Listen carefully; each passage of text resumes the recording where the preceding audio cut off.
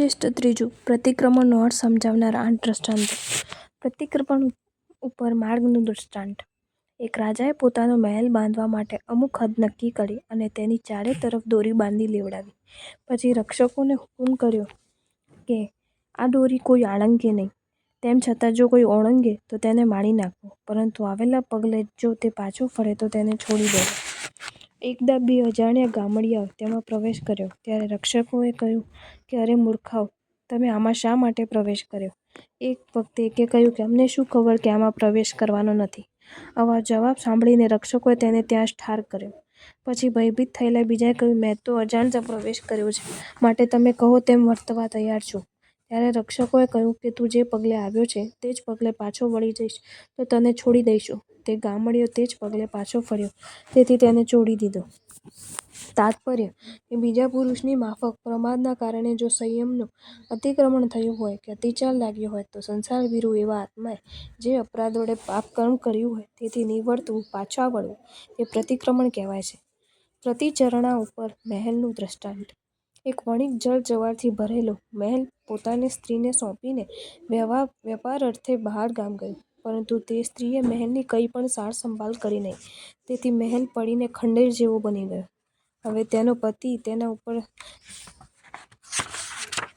વિદેશથી આવ્યો, ત્યારે મહેલની આવી દશા જોઈને ખૂબ જ ક્રોધે ભરાયો અને પોતાની આજ્ઞામાં નહીં રહેનારી તથા પૂરેપૂરી પ્રમાદી એવી તે સ્ત્રીને કાઢી મૂકી. પછી નવો મહેલ બંધાવી બીજી સ્ત્રીને પરણ્યો અને પાછો વિદેશ જવા રવાના થયો. તે વખતે તેણે પોતાની નવપરિણીતા સ્ત્રીને કહ્યું કે આ મહેલને તું બરાબર સાચવજે અને તેની સાફસૂફી કરજે. જો એમાં પ્રમાદ કે આળસ થઈ અને મહેલને કંઈ પણ નુકસાન પહોંચ્યું તો તને મારી નાખીશ. આથી તે સ્ત્રી દિવસમાં 3 વખત મહેલનું બારીક નિરીક્ષણ કરતી અને કંઈ પણ તૂટ્યું ફૂટ્યું જણાય કે તેને તરત જ સમરાવી લેતી. કાળક્રમે વણિક પરદેશથી કમાઈને આવ્યો, ત્યારે મહેલને હતો તેવો જ જોઈને અત્યંત પ્રસન્ન થયો અને તે સ્ત્રીને તેને સર્વસ્વની સ્વામીની બનાવી. તાત્પર્ય કે પ્રથમ સ્ત્રીએ મહેલની સાર સંભાળ પરિચર્યા બરાબર કરી નહીં, તેથી મહેલ પડી ગયો.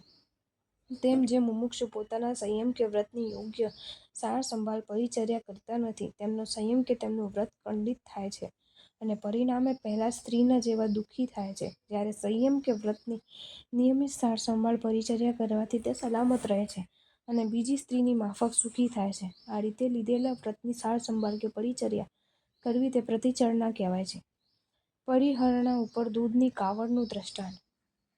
એક ગૃહસ્થને 2 બહેનો હતી, તેને જુદા જુદા ગામમાં પરણાવી. પછી તે ગૃહસ્થને એક પુત્રી થઈ અને બંને બહેનોને એક એક પુત્ર થયો. હવે બંને બહેનોએ પોતપોતાના પુત્ર માટે તે પુત્રીની માંગણી કરી. ત્યારે ભાઈએ કહ્યું કે તમારે પુત્રો 2 છે અને મારી પુત્રી એક જ છે, માટે તમારા બંને પુત્રોને અહીં મોકલો. તેમાં જે પુત્ર પરીક્ષામાંથી પસાર થશે તેને મારી પુત્રી પરણાવીશ. એટલે બંને બહેનોએ પોતાના પુત્રને તેમને મામાની પાસે મોકલ્યા. પછી મામાએ કાવડ આપી તે બંનેને કહ્યું કે કાવડની બંને બાજુ એક એક ગળો રાખી પાસેના ગોકુળમાંથી દૂધ ભરી આવો. એટલે તેઓ ગોકુળ ગયા અને કાવડની બંને બાજુ દૂધનો ભરેલો એક એક ગળો મૂકીને રવાને થયા. ગોકુળથી ગામમાં આવવાના 2 રસ્તા હતા, તેમાં એક ટૂંકો પણ વિષમ હતો, જ્યારે બીજો લાંબો પણ સુગમ હતો. હવે એક પુત્ર જલ્દી પહોંચવાના લાભે ટૂંકે રસ્તે ચાલ્યો, તેથી માર્ગમાં તેના દૂધના ગળાઓ અથડાઈને ફૂટી ગયા, જ્યારે બીજો સુગમ રસ્તે ચાલવાથી સહી સલામત પહોંચી ગયો. એટલે મામાએ પ્રસન્ન થઈને તે ભાણેજને પોતાની પુત્રી પરણાવી અને બીજાને કહ્યું, મેં તમને દૂધ લાવવાનું કહ્યું હતું, પણ કાંઈ ઉતાવળે લાવવાનું કહ્યું ન હતું, અને તેની રજા આપી. તાત્પર્ય કે જેઓ ઉતાવળા કે આકળા થઈને અથવા ઓછી સમજથી વિષમ માર્ગે એટલે અશુભ યોગમાં પ્રવર્તન કરે છે, તેઓ પહેલા ભાણેજની માફક ચારિત્ર્યરૂપી દૂધની રક્ષા કરી શકતા નથી, જ્યારે વિષમ માર્ગને પરિહરી સન્માર્ગે એટલે શુભ યોગમાં પ્રવર્તન કરનારા બીજા ભાણેજની જેમ ચારિત્ર્યરૂપી દૂધનું રક્ષણ કરી શકે છે અને મુક્તિરૂપી કન્યાને વળી શકે છે. આ રીતે અશુભ યોગને પરિહરવો તેને પરિહરણા કહેવાય છે. વારણા ઉપર વિષ મિશ્રિત અન્નપાનનું દૃષ્ટાંત. એક શહેરમાં બીજા રાજાનું સૈન્ય ચડી આવવાથી ત્યાંના રાજાએ દરેક ખાવા યોગ્ય વસ્તુઓમાં અને પીવાના પાણીમાં વિષ ઝેર ભેળવી દીધું. આ વાતની ચડાઈ કરનાર રાજાને ગુપ્તચરો દ્વારા ખબર પડી ગઈ, એટલે તેણે પોતાના સૈનિકોને હુકમ કર્યો કે કોઈએ આ ગામની વસ્તુઓ ખાવી નહીં કે તેના જલાશયોનું પાણી પીવું નહીં. આ રીતે વારવા છતાં, મનાઈ કરવા છતાં કેટલાક સૈનિકોએ ત્યાંનું અન્ન ખાધું અને પાણી પણ પીધું, તેથી તેઓ તત્કાળ મૃત્યુ પામ્યા અને જેમણે કંઈ પણ ન લીધું તે જીવીને સુખી થયા. તાત્પર્ય કે જેઓ ઇન્દ્રિયોના વિષયોરૂપી વિસ્મય અન્નપાનનો ત્યાગ કરે છે તેઓ સુખી થાય છે, અને જેઓ તેમાં આસક્ત બને છે તેઓ માર્યા જાય છે. આ રીતે ઇન્દ્રિયોના વિષયોમાંથી તેમજ પ્રમાદ આદિ દોષોમાંથી આત્માને વાળવો તે વારણા કહેવાય છે. નિવૃત્તિ ઉપર બે કન્યાઓનું દ્રષ્ટાંત. એક નગરમાં એક શાલાપતિ વણકર રહેતો હતો. તેની શાલાને વિશે ધૂળતો આવીને વસતા હતા. તેમાં એક ધૂળતનો સ્વર બહુ જ મીઠો હતો. તેના ઉપર તે વણકરની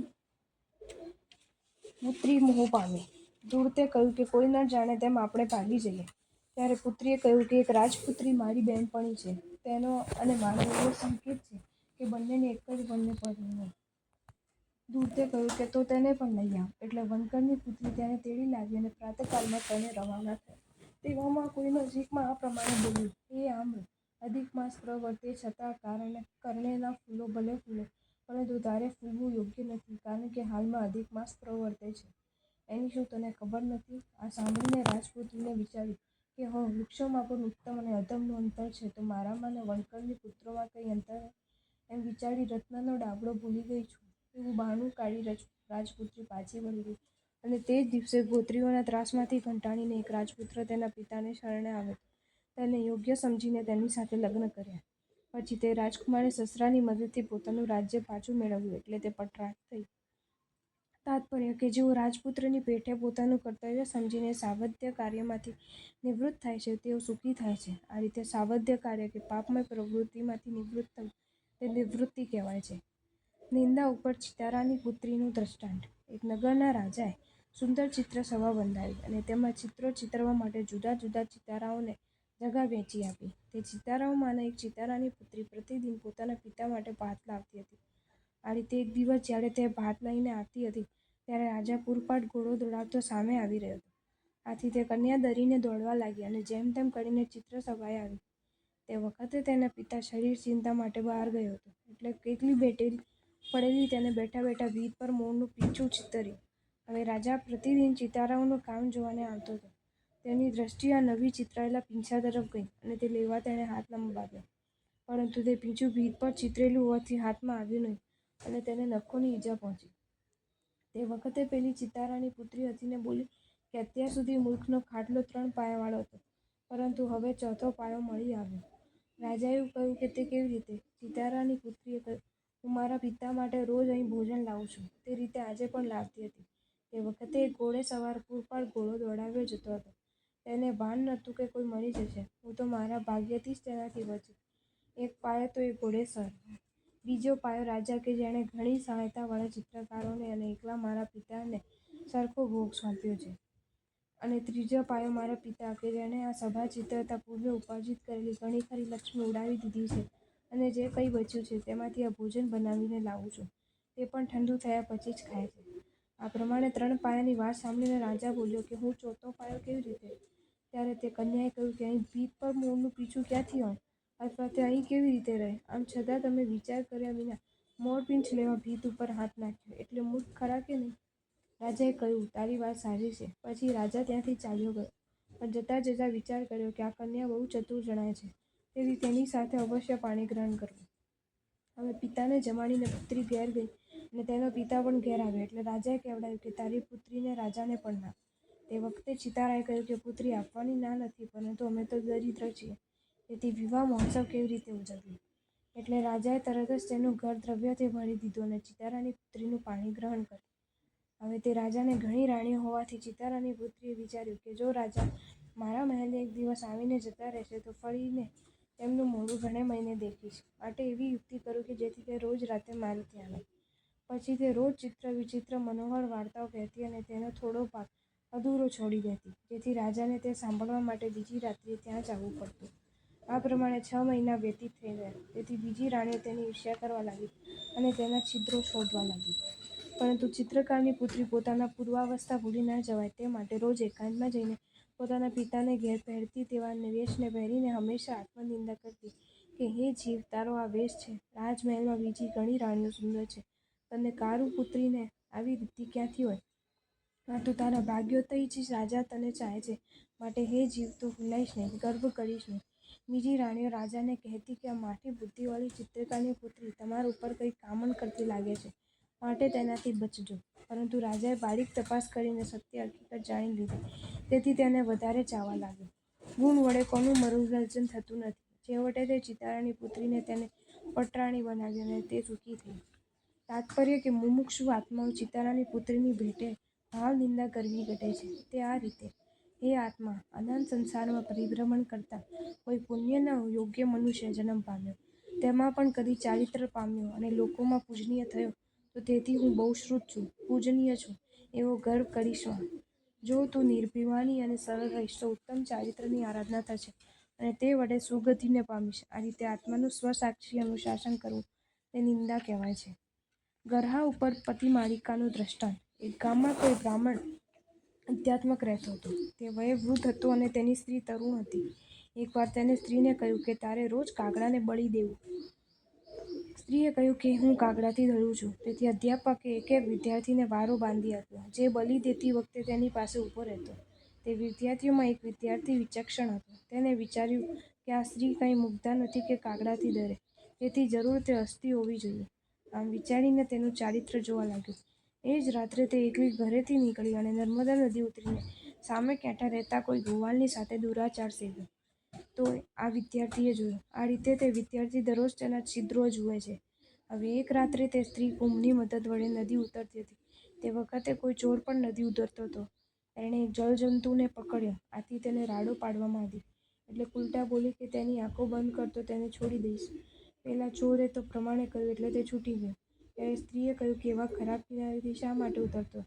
આ બધો હકીકત પેલો વિદ્યાર્થીએ જોઈ. બીજા દિવસે બળી ઉછાળતી વખતે તે જ વિદ્યાર્થી પાસે ઊભો હતો. તે ધીમે સ્વરે બોલ્યો: દિવા વિભેષી કાકે રાત્રો તરસી નર્મદા, કુતીર્થાની ચ જાનાસી જલજનત્વ શિરોધનમ. દિવસે કાગડાથી ડરે છે ને રાત્રે નર્મદાને તરે છે. કાંઠા કિનારે જાણે છે અને જળજંતુની આંખ ઢાંકવાના પ્રકારને પણ સમજે છે. તે સાંભળીને કુલટા સ્ત્રી બોલી કે શું કરું? તારા જેવા છાત્ર તો મને ચાહતા નથી. આ પ્રમાણે વાતો કરતા બંને પાપકર્મમાં લપટ્યા. એક દિવસે વિદ્યાર્થીએ કહ્યું કે મને બીજી તો કંઈ હરકત નથી, પરંતુ હું અધ્યાપકથી લજ્જા પામું છું. સ્ત્રીએ મનમાં વિચાર્યું કે અધ્યાપકને મારી નાખું, જેથી આ છાત્ર મારો પતિ થાય. આ પ્રમાણે વિચારી પોતાના પતિને મારી નાખી તેને પેટીમાં નાખી જંગલમાં મૂકવા ચાલી. તે વખતે કોઈ વ્યંતરીએ તેના પાપકર્મથી કોપાયમાન થઈને પેટીના તેના માથા ઉપર ચોંટાડી દીધી, જે ઘણી મહેનત કરવા છતાં પણ છૂટી પડી નહીં. આવી સ્થિતિમાં તે વનમાં ભટકવા લાગી. હવે પેટીમાંથી ગળી ગળીને માંસ અને રુધિર તેના ઉપર પડવા લાગ્યા અને ભૂખથી તે પીડાવા લાગી. આ પ્રમાણે અસહ્ય દુઃખથી પીડિત થઈને તે ઘરે ઘરે ભટકવા લાગી અને પતિમાલિકા એવી મને ભિક્ષા આપો એમ બોલવા લાગી.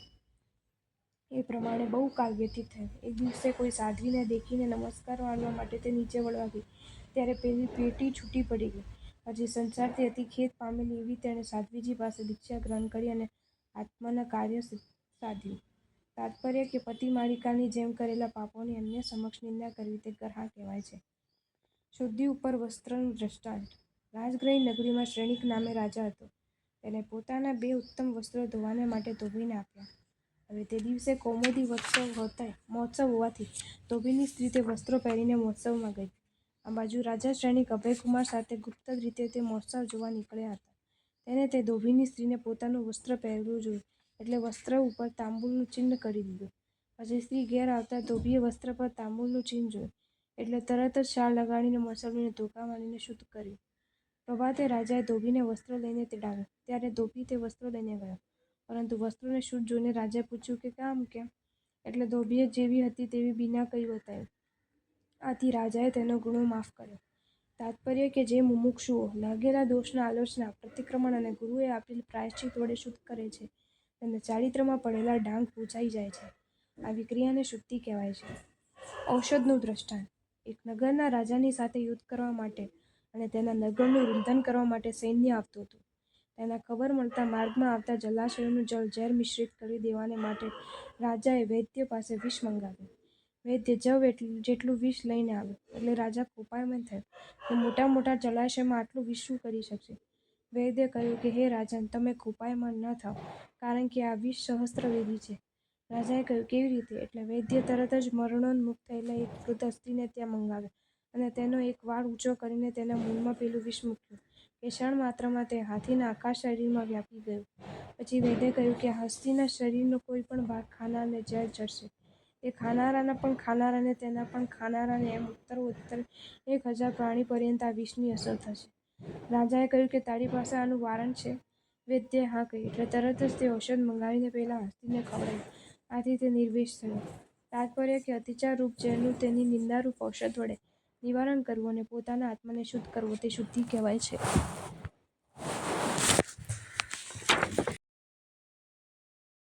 જો તમને આ વિડીયો ગમ્યો હોય તો આ વિડીયોને લાઇક કરો અને શેર કરો અને આવા જ નવા વિડીયો જોવા માટે જૈન ફેક્ટ્સ એન્ડ સ્ટોરીઝની ચેનલને સબસ્ક્રાઈબ કરો.